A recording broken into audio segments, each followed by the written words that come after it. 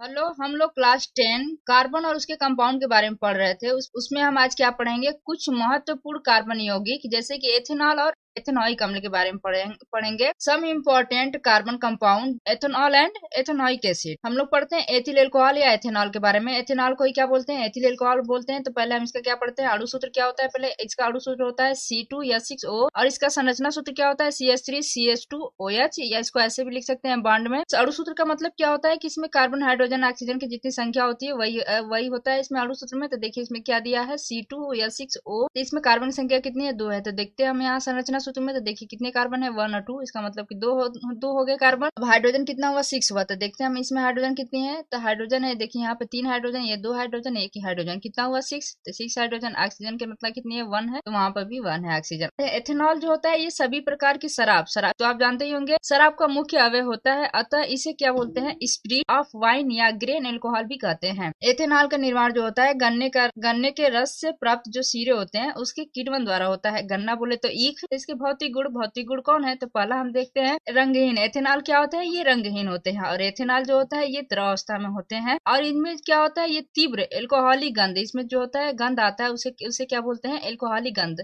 दूसरा है जल तथा अधिकांश कार्बनिक विलायकों में घुलनशील होते हैं ये। तीसरा है क्वथनांक कितना होता है, 351 केल्विन या 78 डिग्री सेल्सियस होता है। चौथा है विषैला। क्या होते हैं, एथेनॉल जो होते हैं ये विषैली होती है, या बोले तो टॉक्सिक प्रकृति के होते हैं, कि अधिक समय तक अधिक मात्रा में सेवन करने से यकृत, गुर्दे आदि को क्षति पहुंचाता है। एल्कोहल को अगर आप अधिक मात्रा में और अधिक समय तक सेवन करेंगे तो क्या होगा, यकृत, गुर्दे और किडनी आदि को क्षति पहुंचाता है। जैसे कि हमें पता है कि शराब पीने से क्या होता है, ये सब नुकसान हो सकते हैं। रासायनिक गुण क्या है इनका, पहला है सोडियम के साथ अभिक्रिया। तो एथेनॉल जो होता है वो सोडियम के साथ अभिक्रिया करके सोडियम एथॉक्साइड एवं हाइड्रोजन गैस उत्पन्न करता है। देखिए यहाँ पे लिया गया है कि 2C2H5OH प्लस 2Na। तो जो ये C2H5OH है ये क्या है, एथेनॉल है। ये सोडियम के साथ अभिक्रिया हो रहा है तो क्या बना रहा है, सोडियम एथॉक्साइड बोले तो 2H2H5O, यानी प्लस हाइड्रोजन निकल रहा है, बोले तो H2 क्या है, गैस निकल रहा है। ये जो तीर ऊपर के बना है वो क्या है, गैस निकल रहा है। इथेनॉल के रासायनिक गुण में दूसरा क्या है, निर्जलीकरण। निर्जलीकरण क्या होता है, यौगिक से जल को अलग करने वाली अभिक्रियाएं क्या कहलाती है, निर्जलीकरण अभिक्रियाएं कहलाती हैं। जैसे हम देखते हैं कि 443 केल्विन तापमान पर एथेनॉल को शांत सल्फ्यूरिक अम्ल के साथ गर्म करने पर एथेनॉल का निर्जलीकरण होकर एथीन बनता है। इसका मतलब क्या होता है, एथेनॉल से जो होता है ये जल निकल जाता है। देखिए यहाँ पर सूत्र लिखा है CH3C2OH,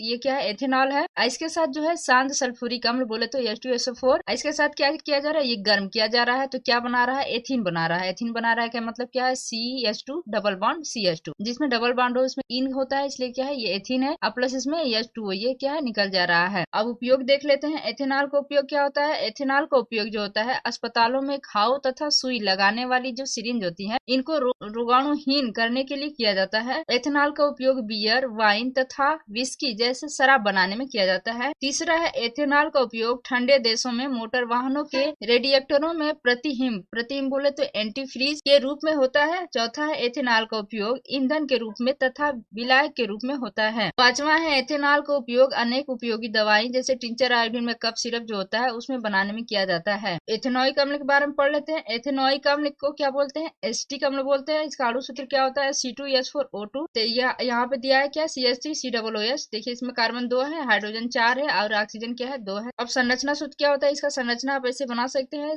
अब करके बॉन्ड जैसे बनाया गया है कि C है, इसके 4 बॉन्ड हो गए, तीन तरफ हाइड्रोजन जुड़ा है, एक तरफ क्या है, ये COOH जुड़ा है। तो COOH को कैसे, C डबल बॉन्ड हो और नीचे सिंगल बॉन्ड OH करके जुड़ गया है। एथेनॉइक अम्ल का भौतिक गुण, एथेनॉइक अम्ल एक क्या है, रंगहीन एवं तीक्ष्ण गंध युक्त द्रव है। इसका क्वथनांक जो होता है ये 391 केल्विन होता है। तीसरा है यह जल में सभी अनुपातों में मिश्रणीय होता है। रासायनिक गुण क्या है, ये दुर्बल अम्ल है। एथेनॉइक अम्ल का रासायनिक गुण में पहला देखते हैं क्या, अम्लीयता। अम्लीयता कम आयनित होने के कारण यह जो है यह Cl से दुर्बल अम्ल है, परंतु H+ आयन त्यागने के बाद यह अधिक अस्थायित्व प्राप्त कर लेता है। देखिए इसमें रिएक्शन करवाया गया है 2CH3COOH प्लस 2Na से अब क्रिया करवा रहे हैं तो क्या बन रहा है, 2CH3COONA प्लस H2। दूसरा है क्षारों से अभिक्रिया। क्षारों से अभिक्रिया करवाया जाता है तो इस क्षारों बोले तो NaOH सोडियम हाइड्रोक्साइड से अभिक्रिया करके ये क्या बना रहा है, लवण तथा जल बनाता है। कभी भी कोई जो है अम्ल है वो क्षार के साथ अभिक्रिया करके लवण और जल बनाता है तो क्या कहलाता है कि ये अम्लीय प्रॉपर्टी रखता है, अम्लीयता का गुण रखता है। उसी तरह इसका उदाहरण दिया है CH3COOH प्लस NaOH से अभिक्रिया करवा के क्या बना रहा है, CH3COO प्लस H2O, ये लवण और जल बना रहा है। तीसरा है एस्टरीकरण। उत्प्रेरक के रूप में सांद्र सल्फ्यूरिक अम्ल की अल्प मात्रा की उपस्थिति में कुछ बूंदे जो होते हैं एल्कोहलों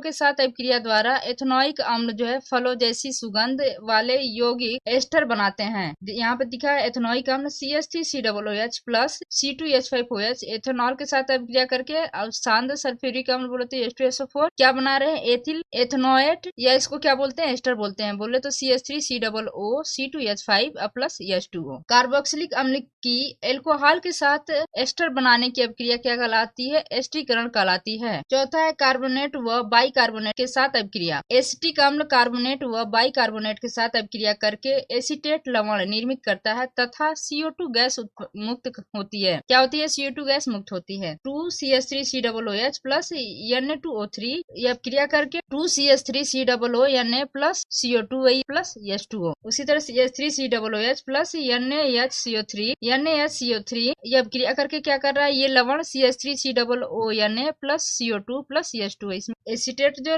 लवण है निर्मित करता है, कार्बन डाइऑक्साइड भी मुक्त करता है और जल बनाता है। एथेनोइक अम्ल का उपयोग क्या है, इसको क्या बोलते हैं, एस्टिक अम्ल। तो इसका उपयोग जो है अचार को सुरक्षित रखने तथा विनेगर बोले तो सिरका बनाने में। दूसरा है इसका उपयोग रसायन प्रयोगशालाओं में अभिकर्मक के रूप में होता है। तीसरा है इसका उपयोग सफेद लेड बोले तो 2PbCO3 × PbOH का होल ट्वाइस के निर्माण में होता है। Thank you for watching.